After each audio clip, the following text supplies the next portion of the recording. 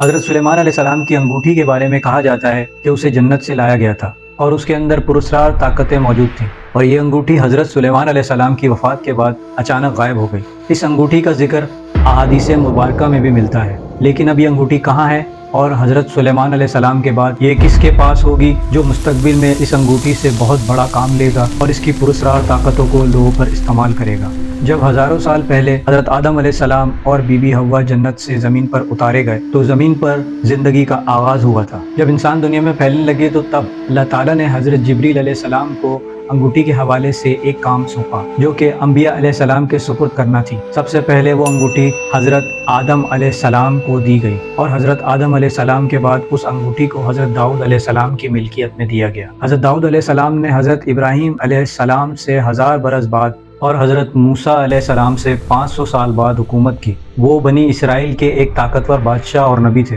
طالوت کی طرف سے جالوت سے لڑے اور آپ علیہ السلام نے جالوت کو قتل کر دیا۔ تب اللہ تعالیٰ نے آپ علیہ السلام کو بادشاہی اور نبوت عطا کی۔ اس دور میں بنی اسرائیل کے لیے تورات نازل ہو چکی تھی، لیکن وہ قوم موسیٰ علیہ السلام کی شریعت کو فراموش کر کے راہ ہدایت سے بھٹک چکی تھی۔ تب اللہ تعالیٰ نے ان کی ہدایت کے لیے آپ علیہ السلام پر زبور نازل فرمائی۔ روایت کے مطابق وہ انگوٹھی حضرت داؤد علیہ السلام کو عطا کی گئی، اور جس وقت حضرت جبریل علیہ السلام وہ انگوٹھی آپ علیہ السلام کے پاس لائے تو اس وقت ایک عجیب واقعہ پیش آیا تھا۔ حضرت جبریل علیہ السلام نے انگوٹھی دیتے وقت حضرت داؤد علیہ السلام سے کہا، اے داؤد، اس انگوٹھی کا خیال رکھنا اور اسے اپنے بعد ایک ایسے شخص کو دینا جو ان سوالوں کے جوابات دے جو میں اللہ کے حکم پر آپ کو بتا رہا ہوں، اور جو بھی ان سوالوں کے جوابات دینے میں کامیاب ہوا تو وہی آپ کے بعد اس دنیا پر حکمرانی کرے گا۔ حضرت داؤد علیہ السلام نے تمام لوگوں کو اکٹھا کیا جن میں آپ علیہ السلام کی اولاد بھی موجود تھی، اور ہر ایک سے وہی سوالات پوچھے جن کے بارے میں انہیں حضرت جبریل علیہ السلام نے بتایا تھا۔ ان مشکل سوالوں کے جواب ان سب میں سے صرف حضرت سلیمان علیہ السلام ہی دے سکے، اور اس طرح حضرت سلیمان علیہ السلام نے ان تمام سوالوں کے درست جواب دیے، اور اس طرح اللہ نے انہیں بادشاہت عطا کی، اور وہ انگوٹھی حضرت داؤد علیہ السلام کے بعد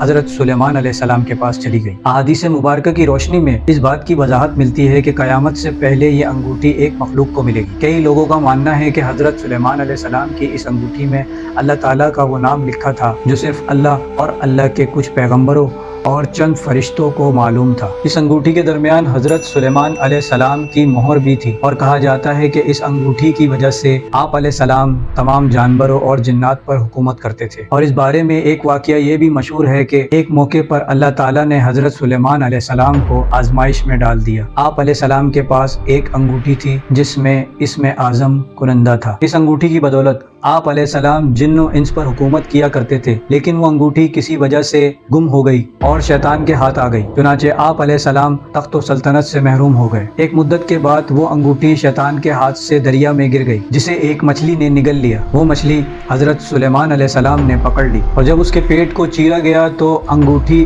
اس کے پیٹ سے مل گئی۔ اس طرح آپ علیہ السلام کو دوبارہ حکومت و سلطنت مل گئی۔ یہ ایک واقعہ ہے، اور یہ بات صحیح نہیں کہ وہ انگوٹھی کی بدولت حکومت کیا کرتے تھے، بلکہ حکومت اللہ نے اپنے فضل خاص سے عطا کی تھی، اور بیشتر علماء اکرام کے مطابق یہ ایک من گھڑت کہانی ہے جو اسرائیلیت کا حصہ ہے۔ سلطان صلاح الدین ایوبی کے دور میں موجود نائٹ ٹیمپلرز، جنہوں نے ہیکل سلیمانی کے نیچے سرنگیں کھود کر وہاں سے ان کالے جادو کی کتابوں کو حاصل کر لیا تھا جنہیں حضرت سلیمان علیہ السلام نے اپنے تخت کے نیچے دفن کر دیا تھا، وہی نائٹ ٹیمپلرز اسی دور سے آج بھی حضرت سلیمان علیہ السلام کی اس انگوٹھی کی تلاش میں ہیں، کیونکہ ان کا ماننا تھا کہ اگر ان کو وہ انگوٹھی مل جاتی ہے تو دنیا پر حکمرانی کرنے کا ان کا خواب لمحوں میں پورا ہو سکتا تھا، کیونکہ تب دنیا میں موجود تمام شیاطین ان کے حکم کے تابع ہوں گے جن سے کام لے کر وہ دنیا میں اپنی حکومت قائم کریں گے۔ اور اس لیے دنیا بھر میں اس انگوٹھی کی تلاش میں یہ لوگ آج بھی پھر رہے ہیں، لیکن آج تک انہیں کوئی سراغ نہیں مل سکا، اور نہ ہی ملے گا، کیونکہ سلیمان علیہ السلام کے بعد یہ انگوٹھی جسے ملے گی وہی اسے ان کافروں کے خلاف استعمال کرے گا۔ حضرت